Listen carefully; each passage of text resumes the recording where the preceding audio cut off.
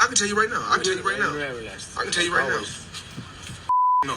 I think most people know that it's not a good idea to use cannabis while you're pregnant. However, after you have the baby, it's not a good idea to use cannabis if you're going to be breastfeeding.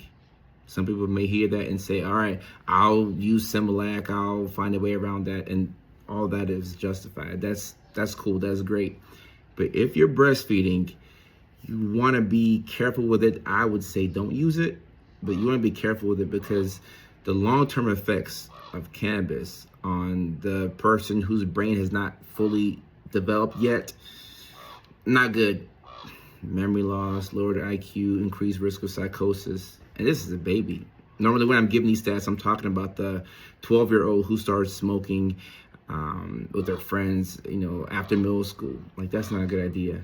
And obviously we don't want a newborn baby to be exposed to cannabis. And the interesting thing is that motherhood is a fascinating thing. You're going to be overstimulated. You're going to be dysregulated.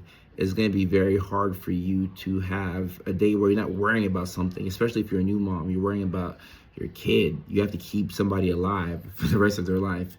You're worrying about your relationship with your partner. You're worrying about yourself. You're probably low on sleep. And cannabis can help with those things. It can help you get better sleep. It can help you not be as stressed out. And there are so many women who say, I'm a better mom when I garden. I'm a better mom when I smoke. And those things are probably right. I'm not going to argue with somebody who says that. And I believe them. I believe you. I believe you. But you have to have all the facts. I don't think that we should be telling people what to do, but you should give people the facts and let them make the best decision for themselves. That postpartum period is a beast. Postpartum depression is a thing. Postpartum anxiety is a thing. Postpartum psychosis is a thing. You could have a baby and a couple of weeks later, you could look at the baby and not be sure if that's your actual baby. You could be confused as to whether that's an actual human being. You could have a hard time distinguishing between what's real and what's not. Psychosis is scary in general, but especially during that postpartum period, psychosis can be super scary.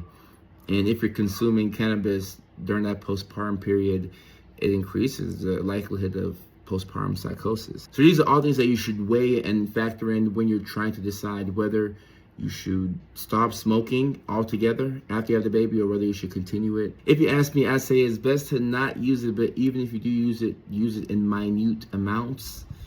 And also keep in mind that if you have a genetic predisposition for bipolar disorder or schizophrenia, your risk of psychosis is that much greater. The person who uses cannabis, you have a 0.5% chance of ever developing psychosis. So that risk is not as big as some people like to, believe. But like I said, if you have a genetic predisposition to bipolar disorder or schizophrenia, then instead of it being 1 in every 200 people who use cannabis would develop psychosis, that number is probably going to be a bit higher. So just keep all these things in mind when you're making a decision on what to do and how to take the best care of your baby and yourself.